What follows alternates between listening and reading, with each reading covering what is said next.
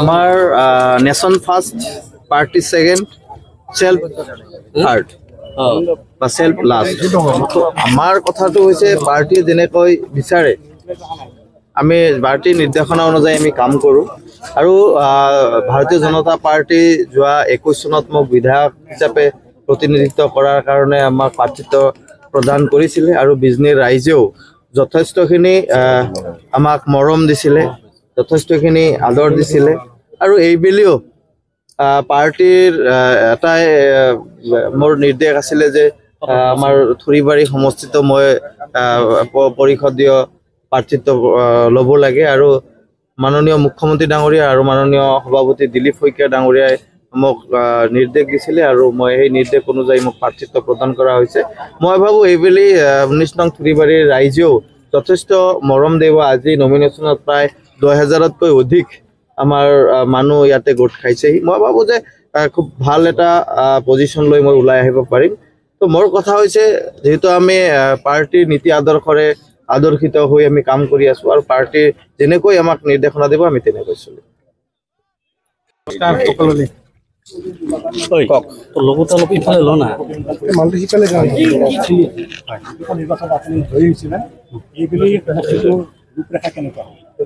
এবাৰো নিশ্চয় ৰাইজে মৰম দিব এইটো আশা কৰা যায় কাৰণ আশা বুলি নহয় এইটো 100% আমাৰ বিশ্বাস আছে এই গতিকে এবাৰো ৰাইজে মৰম কৰিব আৰু আশীৰ্বাদ দিব জিতাই দিব মূল প্ৰতিদ্বন্দ্বিতা আপোনাৰ কাৰ লগত হ'ব বুলি ভাবে আপুনি মূল প্ৰতিদ্বন্দ্বিতা হিচাপেতো বৰ্তমানলৈকে দেখা পোৱা নাই কেতিয়া এই স্ক্ৰুটিনিৰ পিছত গম পাম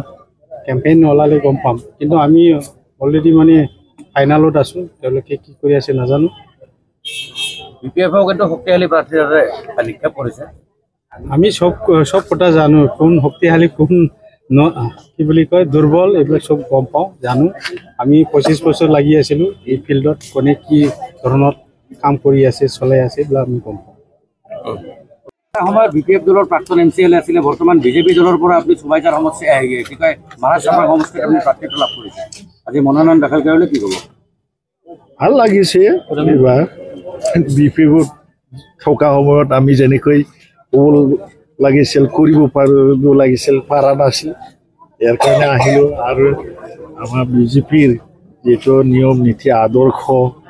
আজিৰ দিনটোতে দেখিছে আপোনালোকে গোটেই একেবাৰে ওপৰৰ পৰা আহি পেলাই আমাক যেনেকৈ হেল্প কৰিলে এইবোৰেই আৰু কাম ভাল লাগিছে আপুনি কিমান দূৰ আশাবাদী যে বিজেপি দলৰ পৰা আপুনি মহাৰাষ্ট্ৰৰ সমষ্টিত জয়ী হ'ব পাৰিব বুলি পুৰাপুৰি একদম আমি জিতিমি না আৰু এইটো আৰু কি চিন্তা কৰি আছে প্ৰতিদ্বন্দ্বী কোন হ'ব আপোনাৰ প্ৰতিদ্বন্দ্বী এতিয়া ক'ব নোৱাৰোঁ